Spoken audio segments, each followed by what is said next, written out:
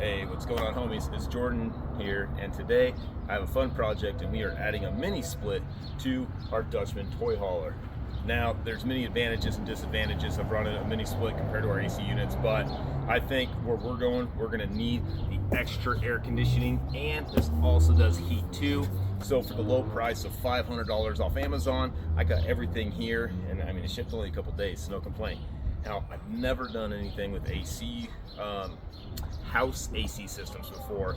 I've done some vehicle AC systems, but not a lot of home stuff. But we actually have a big mini split sitting in for our house, and so I had a buddy actually install this same unit in a little garage he has at his house. So he's probably going to come over here and give me a hand finishing up the little details and whatnot. But otherwise, our dilemma is, hey, we have a new AC system. Where do we mount this thing? Because for those who don't know, this is a 2012 Dutchman voltage toy hauler. It's 44 foot in length, and it's got a door in the back. Because most people mount their AC units in the back. Well, we can't, because we have a door that needs to come down, so I can't make a fixture to stop it there. So I have an idea here. So here's my idea. I think I'm going to take that mini split, the portion that sits outside, right, and I'm going to tuck it up under here. It's going to face outside, but I'm going to basically notch this out and maybe have it stick up an inch or two. That way we still have all this usable space in our mini splits here. Now, we do have two issues with that. One is being clearance. We have to make sure that we have plenty of clearance underneath the RV, because if we're hitting big bumps or you go up a steep driveway and your truck and trailer articulate weird, you could end up ripping that whole thing off, and I would be super upset. Our other issue is wiring. We got to figure out where we're at to where we want our other unit, which goes inside. So we have the base unit that I'm going to make a box right here for, and then the other unit I'm going to wrap the wiring and hopefully be able to shoot straight up to the bedroom. It looks like everything's pretty accessible. Putting the lines in and tucking those up is going to be the hardest. I'm also going to try to utilize this this plug-in right here. So we have a plug-in here. I think we have a good spot here. I think we can make it work. Now, the wife had a good point, and I want to bring this up. She said, well, why don't you just have the mini split where you can take out and just set it on the ground and make it portable? And I was like, that's perfect, because honestly, I don't have to build a bracket, we don't have to worry about clearance, because every time we're stopped, especially if we're standing at an RV park a long time, I can grab it, set it, put it on the ground, and that's it. But we have an issue. You have wires and cords that come with those. So if the cords hang out, when you shut your door will never seal properly. And we actually need this door to seal pretty decent, otherwise a lot of that airflow is going to go in here, and it's going to really eliminate most of our heating and cooling efficiency. So I think mounting it in here, being able to shut the door properly, having a bracket underneath is our best option. Let's get to this and find out. All right, so this is what we got going on so far. So our mini split's kind of mocked up into this little cubby right here. I have quite a bit of ground clearance, and I've already measured from like the bottom of the jacks to this to kind of see where it's at. And I think we added about another 4 inches of drop to it, but I think we're gonna be good. I'm still gonna go up with this just a little bit taller. And for the fan, because you don't really want to block this, I'm just gonna notch this guy out ever so like that, and then we should have our fan. Should be good to go right there. We do have to be concerned with the shroud though. This didn't really want to fit on there without would fit in here, because it's such a snug fit with this fan shroud on. So somehow I still gotta wiggle a little bit more room out of here to get that to work. All right, what's going on, homies? It's the next day. I only worked on this for like an hour or so last night, and then I had some other crap to do, so I'm gonna tackle this and finish up the bracket at least today. So I messed with it for about an hour. I'm gonna show you where I'm at. So I've got this bracket kind of made up. I had to go grab some flat bars since I've got rid of everything because we're moving. That's what the mini split's gonna sit on. Start drilling holes to bolt the mini split down into there. And then I have these two, they're gonna go on the back side, the back lip of the frame. And then I need to build 2 more that come over here. Now my predicament is, if I bolt that into place or weld it, I'm not gonna be able to get that mini split on or off if I ever have to service it. So I had to make sure, instead of welding it, I had to bolt the bottom of it, because I really just wanted to weld it and make it permanent. but I know something's gonna go wrong. So at least in this case, I can unbolt that, drop the mini split straight down, and slide the mini split out on that bracket if I need to. And that will at least save me for if I have to tear this thing apart. I did go ahead and notch this out a little bit more for the inside. So split this back a little bit more, and that back. That car's annoying. I had to make sure I get all the room in the world. I need to grind down a little more paint because I am gonna weld that on, and then this side's a little tougher. So I do need to weld this on. It's at like an angle. It's hard to tell, but it's got a little bit of an angle to it. I just got to make sure I got plenty of clearance because I also have this cover to go on here. So we'll see how this turns out. All right, let me show you guys a little bit of progress I got going on here. So I have the mini split is mounted. So I've got this bracket made up here. It was a pain in the butt to fit this cover on there. That is installed. It actually looks pretty decent. I'm pretty happy with that. I also did get the plastic piece back on here. And as you see, I got some holes to the ground that I need to cover up, notching that in there. Now I still need to make another hole for our tubes to come out, which I'm debating if they'll fit through here, or maybe I'll just have to cut another hole separately right down there. But I'm really liking how this is turning out. And I know what you guys are already thinking right now. You're like, dude, you blocked off half of the fan. How efficient this is gonna be? I'm not finished yet. I still, like I said, have to notch this thing out. And that's gonna allow a lot more airflow. And then I think I found a seal to go around the edge too to clean it up. But there's still gonna be a little bit of blockage on this thing. I understand that. This thing's not gonna flow 1000% efficient, but I think it's still gonna work really well for what it is. And there's still a lot of airflow from the back side and from the side and from the front. So this is gonna work pretty good. Just shut my door, just kind of show you what we got going on here so far. But and also for anybody who's wondering about clearance, we have about a 12 to 14 inches of clearance off the ground right there. But of course this thing's all jacked up. So when I drop this thing down, it is gonna go down about 3-4 inches, especially with the tongue weight on the pickup. But I don't expect that to really be a big issue. I think we're still gonna have plenty of clearance for this thing. I just gotta watch and make sure that we're not gonna hit anything in the process of traveling. Whew. Oh, it's been kind of a long day. Very tedious stuff installing a mini split.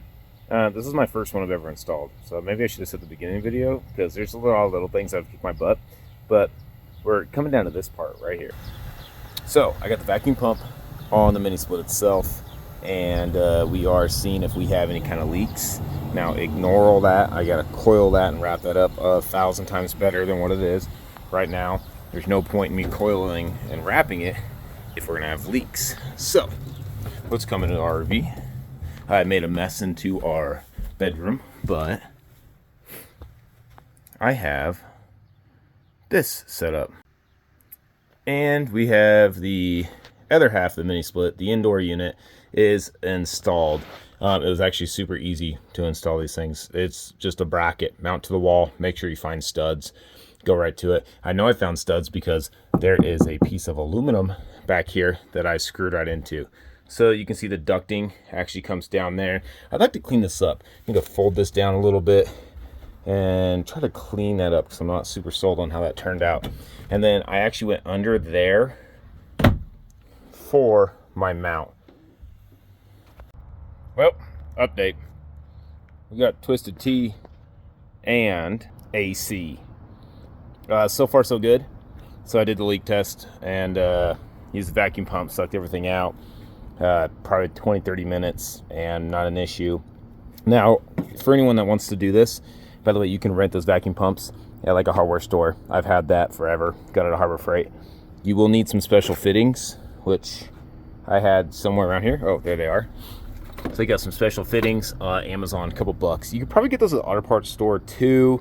I think they were $10 for a whole pack. That way it will screw on there. So far so good. Basically, get your vacuum pump and you're gonna wanna hook your lines up to this little valve right here. Do not touch these two yet. Open that, hook it up there, let the thing run for about 20 minutes or so. And then your gauges, so your gauges right here, you're gonna watch it starts at 0, it's gonna go down to 30, and let it sit at 30. Let the thing run for like 20 minutes at 30. Make sure this is open while it's doing that, right? And then step 1 is close this valve and then see if it moves off of 30 at all. Let it sit for like 5 to 10 minutes. If that thing starts to move, you got a leak somewhere. And if you open up your refrigerant, that refrigerant's just gonna leak out. Now you gotta fill it, and now you just cost yourself a bunch more money. So this is gonna tell you if you got all the lines and everything fixed. At first, I did have an issue with my blue line over here. That line was actually leaking. So luckily it wasn't my system. It was just the blue line, of course. So I just swapped my red line onto it because the red and blue, they both fit on there. So, and then your yellow goes right down your vacuum pump. So we're testing everything out right now. This is the Rove Sun, like I said. So here's this nice little remote. It says let it run for like 8 to 10 minutes at the coldest setting. So let's go inside and check it out.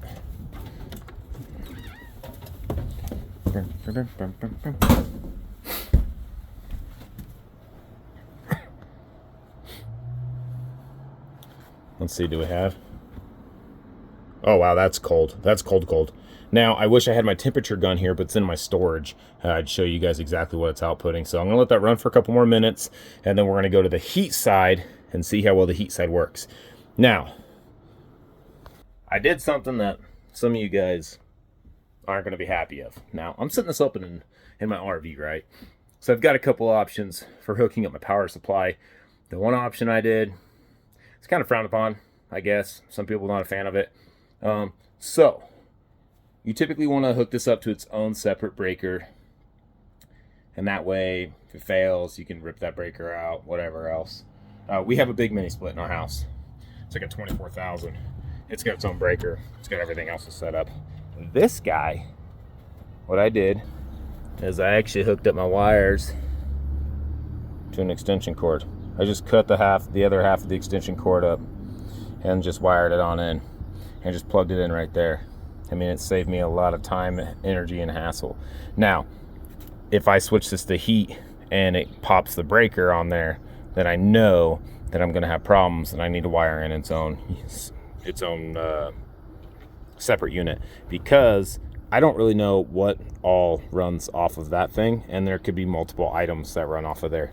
So if that thing's got like lights and a TV and this and that running off, plus this, it might not be happy, especially when this thing's trying to keep it cold. So we'll find out. Well, I think I got everything finished up. I definitely cleaned some of the stuff up. I need to clean up a little bit of this foam over here, but I had to cover some of the edges in here to not allow as much airflow to ventilate into there. But otherwise, I do have that notched out.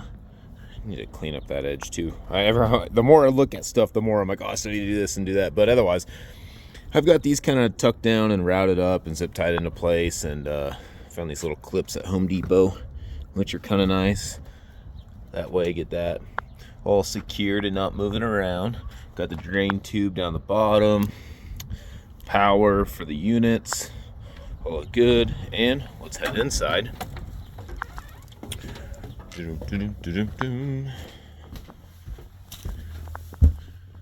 And voila, we have that unit is all mounted.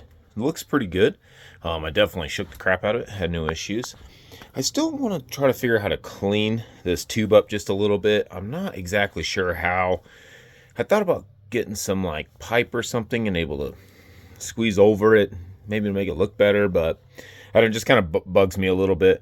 So I did also have to notice that this has a little bit of an upward bend to it, so I just need to fix this downwards just a little bit more. That way my drain tube, make sure that any of the water just drains right out. Otherwise, wireless remote. I had it on this morning, so that's why it's set at 88 degrees. Yeah, we're good to go. So I appreciate you guys watching, and oh my gosh, look how I'm like sunburnt. I was on top of the roof after I was doing all this, and yeah, the roof got me. I am sunburnt. Anywho, thank you guys so much for watching, and I appreciate you guys checking out my videos, liking and commenting and anything else like that. So I'm definitely no professional by all means when it came down to installing this unit, but I feel like if I could do it, you could do it. And this might give you an idea how to install a mini split inside of your RV or toy hauler. Honestly, the easiest way I recommend is just throwing it on the back of the bumper. I've seen a lot of people set it up like that, and that looked like that's probably the easiest. But if you have a toy hauler, you got to get a little more creative. So that's how I did it. So I appreciate you guys watching. See you later. Peace.